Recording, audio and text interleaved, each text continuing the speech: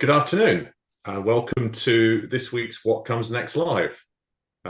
My guest this week is self-avowed Luddite who, in his words, doesn't go anywhere near Zoom, Ryan Jansen, who I have known for over 5 years.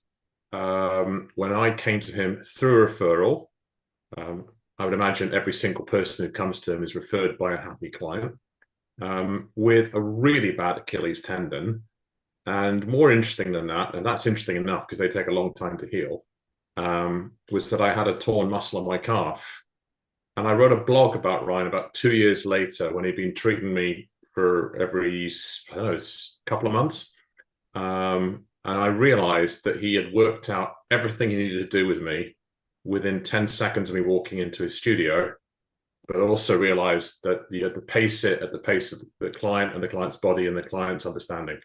So we are in the presence of a master at understanding people's bodies and helping them work with them. Good evening, Ryan. Evening, Tom. Thanks for the introduction. That's great.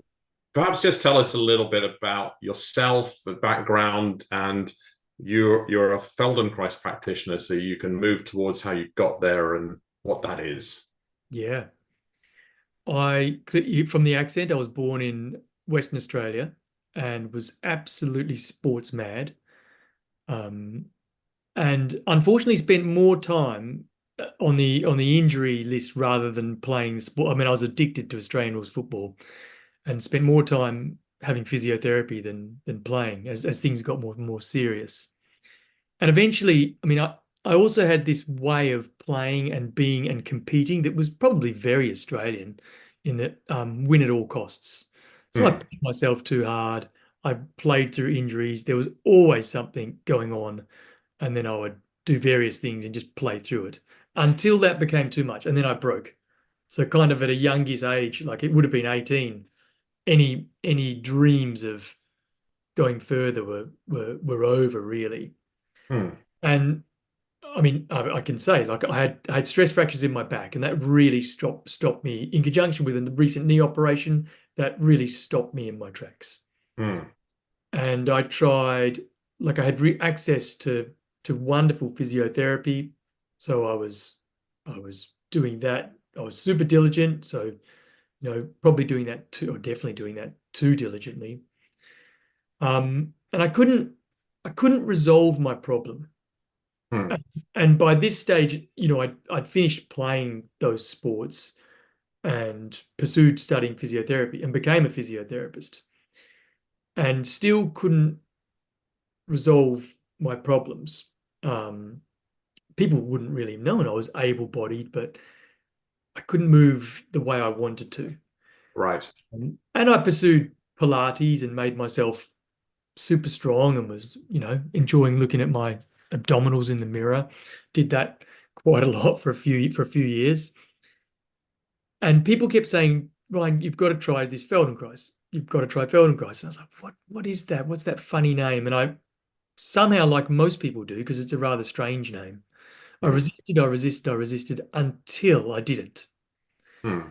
And I went and saw this lady I was recommended. I was in that world. I was a physio working at an elite private practice with Yeah. sports professionals.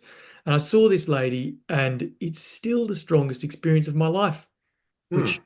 my wife kind of frowns upon when, we've got a lovely daughter and stuff, but it's still the most memorable experience of my life. Okay. So yeah. So Shall I what keep happened? What happened there? Keep going. going? Yeah. Well, I'd been holding myself a certain way, using my muscularity to Yeah. to, to brace and protect. And I lie on this lady's table and she moved me around incredibly gently. And as I was lying there, it was really, really strange. She was barely touching me. It was very, very gentle. And I could start to feel myself smiling. And in fact, the smiling went to euphoria, where I was laughing there and in honesty, feeling really childlike as increasingly the extra work that I'd been doing for numerous years was just letting go, letting go, letting go. And I got off the couch and felt the best I'd felt in however many years, 5 plus. And the funny thing about that session was I left there elated. Thank you very much. Said, yes, I want to come back for more. What the hell did you do? She barely touched me, but what is this stuff? Yeah. And I was ravenous. I'd been bracing and holding my stomach and pelvis for some time. And the Hmm. only shop nearby was a pie shop. Australians do love pies. And I went there and I had 6 pies. The void in my tummy, and I'm not a big bloke for those just listening on audio, but the void in my tummy was so massive. It was like finally I'd let go. It was I crate the lady behind the counter was looking at me as if I was mad. So I had these 6 pies Where did and you put those? And the answer is you'd made space. I made space. And then I went 2 weeks afterwards, and a similar thing happens, and I had 4 pies. And then as this was going, these changes were just staying. Like, I don't know, I'm sure people have had a massage and it feels wonderful. Hmm. Uh, or you might be sore for half a day and feel fabulous for a few or a week or so. But the Hmm. changes were just staying, and I couldn't believe it. Like, I was feeling renewed. And yeah, then I continued working, going there fortnightly for these sessions. And of course, I was bringing full lunches with me by that stage, rather than haranguing the pie shop. Um, and that was my introduction to Feldenkrais. How many years ago was that? Ooh, 20, 28 years ago. 28 years ago. And Yeah. for the audio audience, Ryan looks like he's about 35. Thank you. Thank you.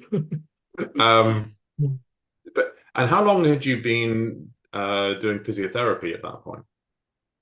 I'd qualify because I started physiotherapy at age 7. You start at 17, graduated at 21. So there was a little crossover between the two.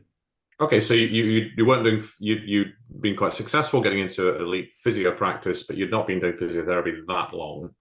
No, Uh, and no. then you pretty quickly began. I'm assuming you pretty quickly kind of voraciously got into Feldenkrais and to learn it, or did you carry on with the physio for a number of years? Or Yeah, no, it was really the Feldenkrais, and I think I have got my dates skewed there. But anyway, that was the story. But then I continued working as a physiotherapist, not as a Feldenkrais practitioner at right? all. It was like this Feldenkrais stuff was pleasure, and it just brought me back to, oh, now I'm me again. Hmm, Could I could work, and I was working, and things that I was doing. Like I by that stage, I'd given up sports, and I was a regular swimmer. hmm. And I was muscling the water, and all of a sudden I started to go so all my movement Yep. outside of it just became easy.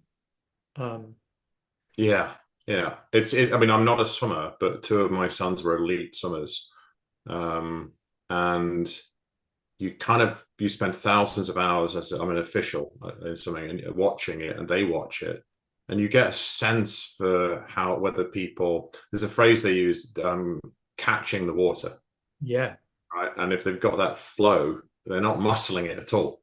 Um, what's mega fascinating in that is when you see junior swimmers. And I was at a meet in London a few years ago, and a club I was affiliated with, I was refereeing, but I'd looked at some of the under 12s. And sometimes you get the ones who've developed a bit more physically and they win the race, etc. And I watched one of the races, and the club had 3 swimmers in it, and one won the race comfortably, the other one came second, the other one came fourth.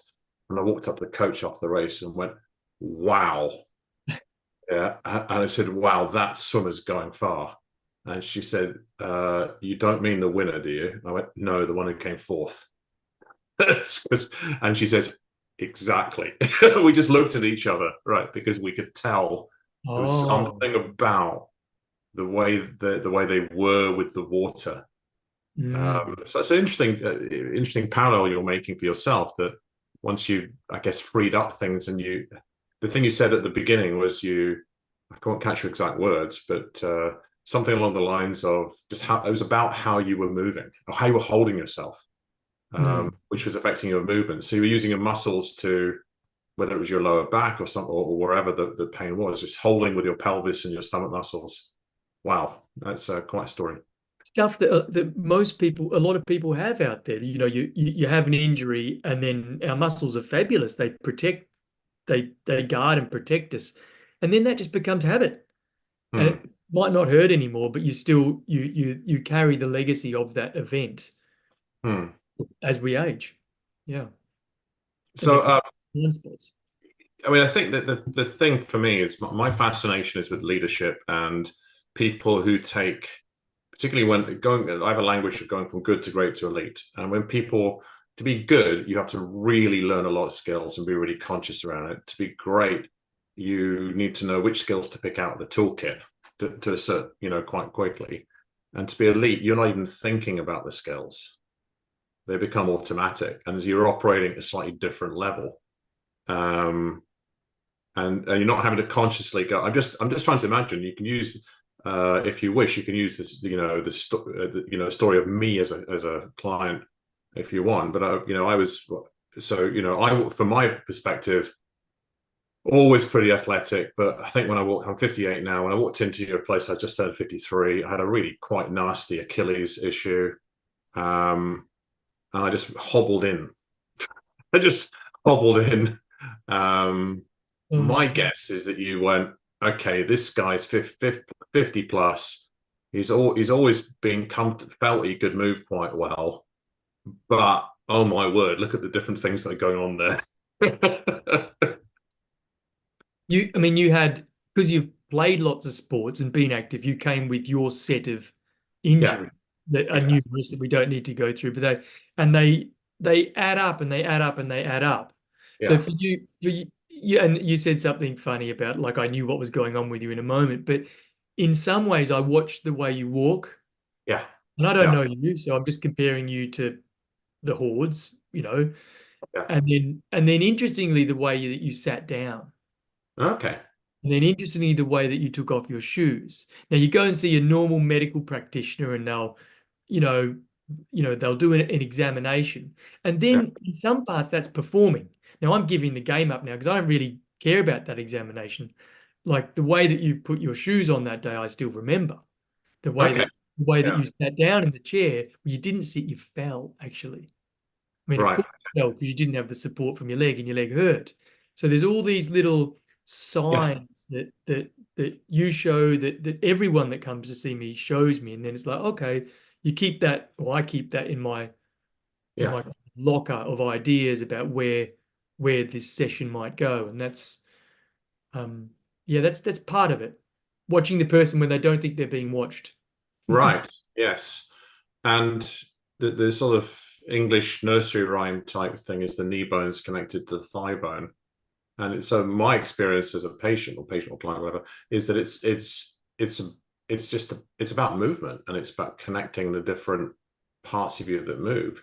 And to me, I don't have any idea what you do, but I do know that every time I see you, and I've been in pretty decent shape now for a while, but I come for a top up, and there's always things I need to relearn or other fine tuning, and there's things that I get from that.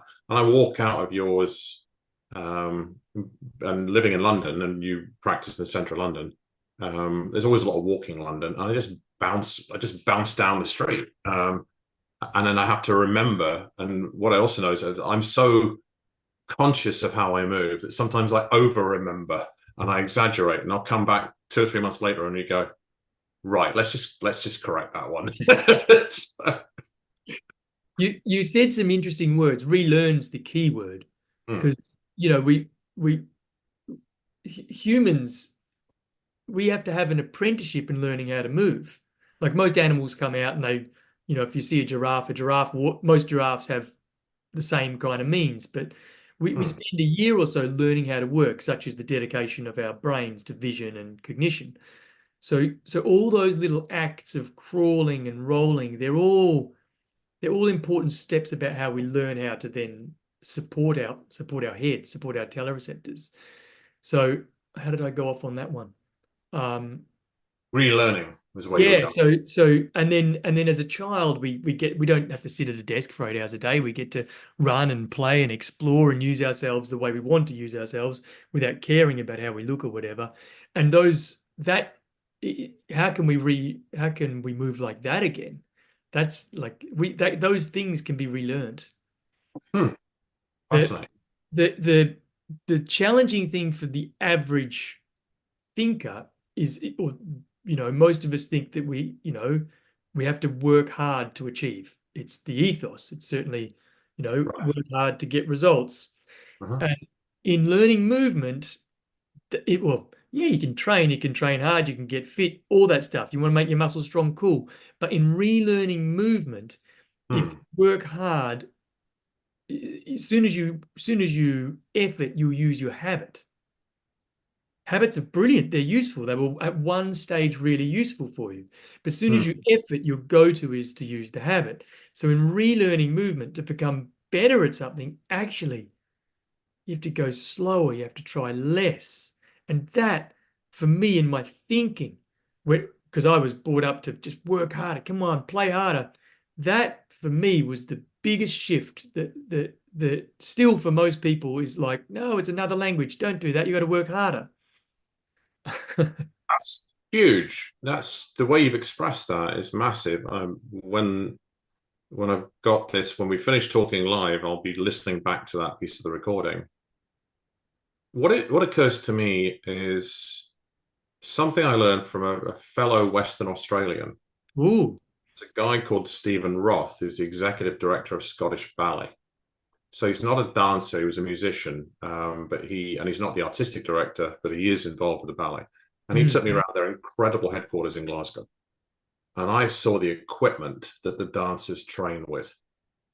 It's incredibly specialized. I think it's handmade in Germany, and it looks like gym multi-gym equipment, but it's designed that they're not using big explosive efforts because dancers have to be very, very strong and flexible and have, of course, amazing movement. Um, but they can't be big and muscly. So it's this idea of eccentric exercise. And the combination of I work with you every few months, I come in and one of those sessions just gives me, lots of smiles on my face and I go off. And I work every 2 weeks with a very, very experienced Pilates practitioner. I've been doing Pilates about 14 years. Yeah. Um, all we do is really, really slow, low effort, eccentric exercise. We don't do anything explosive anymore. Yeah. Um, because I also do other exercise which uses the big muscle sets. So when I work with him, it's incredibly hard work to be in control when you're And you're using. special because you've got the attention for that. You've trained at a high level and you've seen the value in that. But for many people, those small movements are kind of boring. Yeah, yeah. Well, you're very sneaky because you always start start at the beginning of a session. You do these tiny little efforts. Okay, how's this? And you're a bit like the lady you went to the very first time at the very end of the set. Now the cat's out of the bag because I've seen you a lot of times. I always know something. The movement will be improved. The connection between, say, the heel and the head, all the way up the legs and spine, will be easier. And how you do it, I let that's my brain used to go, what's he doing? How's he doing this? And I'm thinking that the whole time. And now I just go, no, let go, just let go. Probably why it's working. The the thing you said something great. You said when you walk out of there, everything feels great and you're smiling. And that is when you're using all of yourself in action. Right. And it's another concept worth talking about. This is all Yes. built Yes. across these principles and ideas, but I'm sure you've played sport to a high level. There's a day when you're unbeatable and Yeah. everything's going in the hoop or whatever it is you're playing. Yeah. So the modern sporting vernacular would be you're in the zone. Yeah. Hmm. There are some people, the Michael Jordans of the world, whoever, they just find the zone all the time. The Hmm. Roger Federers of the world, these superstars, and it doesn't have to be sports people. It can be anyone who's performing at the top of their game. But when all of you is involved with that movement in accordance with your intention, you want to be there, you want to be doing it, of course. Hmm. Then that's the zone. And Hmm. in our sessions where I try and hook more of you up, so more of you is involved in the action, ah, Hmm. it's just light and it's easy. And that's something that you can't muscle. You can't force it and say, today I'm going to have the best game ever. I'm going to go out there and Hmm. zone, because like, how do you find that elusive state? So there's the piece around. If I want to segue for a minute here. There's the Yeah. piece around in the case of when you're working with me, and it was common with a lot of other people. You said you want to hook more of me up. You want so there are if a human walking down the street uses an awful lot could use an awful lot of different areas of the body, muscles, joints in combination, and if it's just working, then they're in the zone, or in other languages, in flow, right? Yeah. Yep. And so I might not be even conscious of the fact of some of the things you've done. There's bits that weren't working that I, like in the example you gave of yourself, I would have been compensating for with other things. So it's eliminate it's ident. So sometimes, like you saw it said, the very first time I saw you, I fell into the chair because my leg wasn't supporting me. Right. Well, I couldn't compensate for that in that particular movement. So it's eliminating compensations and making everything work together. And the segue is that it's conscious and unconscious. Mm. And I was talking to a corporate leader who's a client recently, and they did a presentation, really, really important presentation that was public, went out to the entire investment community. They're a listed company. And they did the first 20 minutes as a CEO. Right. And I have never heard them present anything like they're a very good presenter, but it was just another level entirely. And they had the language I use is they prepared so thoroughly they could throw away the script. They actually read from the script, but they weren't even have to think about it. It was like, but it was in the energy and the delivery. So it's this sort of when we don't have to think about what we're doing, then we can take it to another level, and that's fascinating. So just the act of me, I mean, your studio is a few hundred meters from London Bridge Station, and just walking up to the back to the train station from a session, it's like everything feels different the second I walk out the door. Yeah. It's just and it does free up. You use the word euphoria. I'm not sure I'd use the same word, but it's a freedom, and so therefore my mind and my body can be. I'm not even subconsciously thinking of the bits that I haven't been unlocked, the Yeah. bits that. So I'm not having to subconsciously think, how do I carry 100 kilo, 1 meter 90 frame down the road, who isn't 18 anymore, who's 58. Yeah. But how do I carry myself down the road? And you'll be pleased to hear I sprinted from the tube line to the platform at London Bridge today on my way home, and I managed it in under 3 minutes from the tube platform to one of the upper platforms at London Bridge. And I'm going, not bad for 58.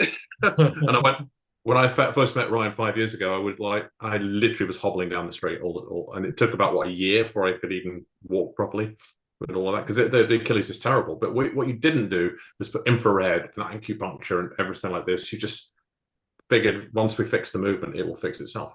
Once you take the pressure off it. So That it's was that flow and zone piece is huge. So that's important. That the mind body connection.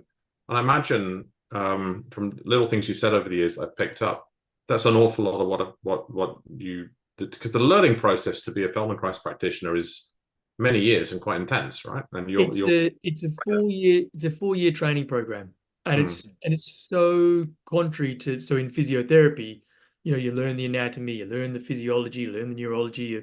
There's a lot of hmm, books. You do a little bit of movement, a little bit of touch, but the emphasis has really gone off touch. In a Feldenkrais training program, there's no books. You learn off you. You learn off your own movement, hmm, uh, and that's pretty different. hmm, So he countered. His plan was like to counter the habits that we have. The most of our habits with movement are in relation to the ever relentless force that is gravity.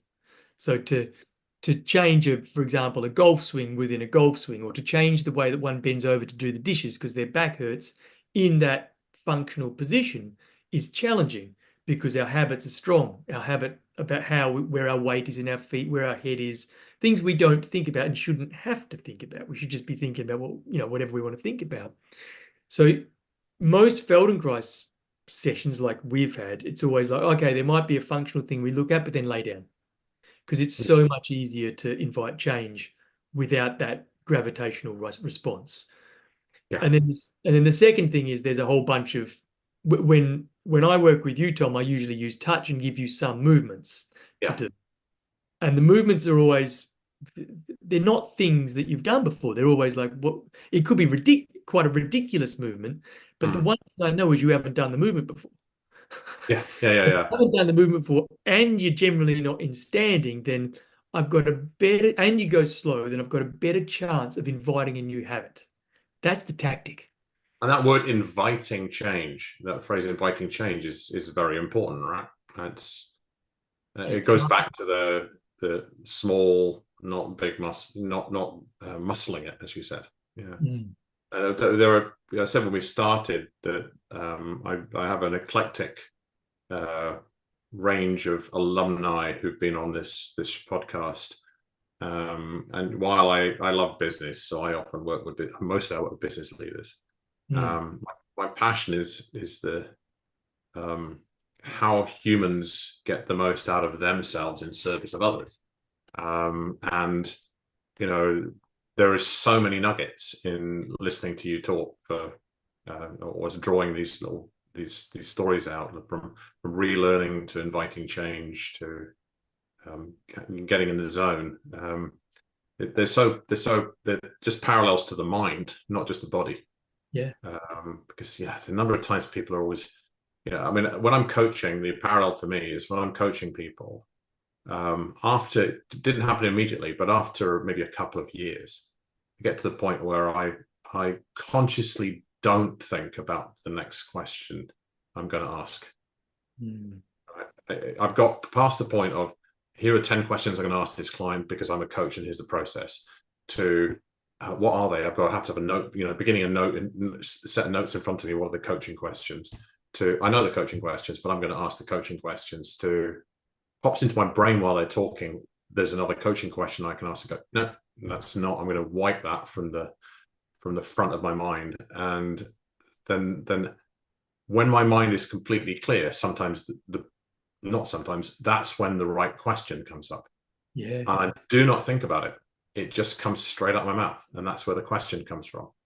That's the mastery you're talking about. Well, it is to some level, but it's the point of being.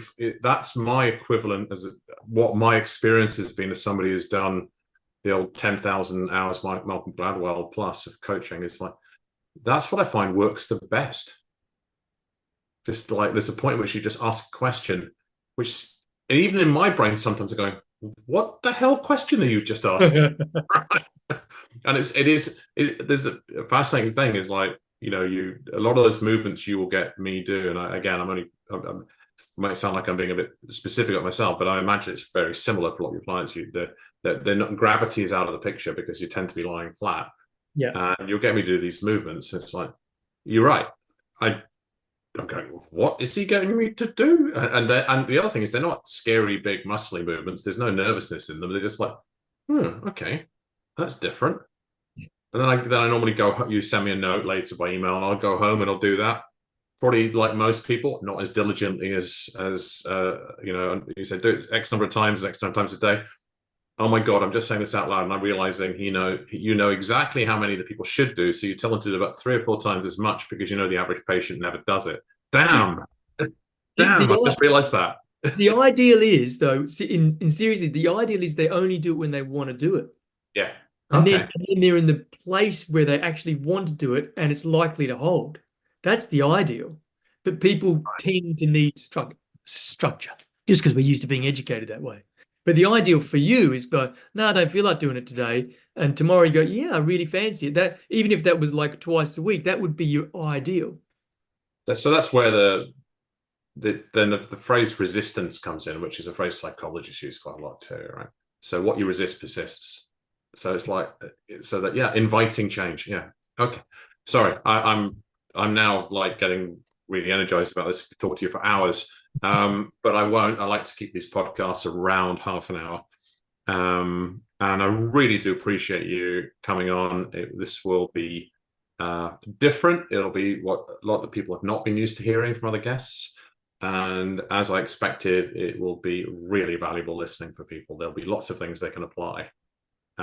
If, of course, they are, you know, in a position where they have something they've not been able to address, if they can get themselves onto your list, they can find Ryan Jansen at Feldenkrais London. It may take a few months to get an appointment. I will say the same offer to any person listening to the podcast that I was given by your, which client referred me. He's also been on the podcast, Alan Wick, so I'll name that.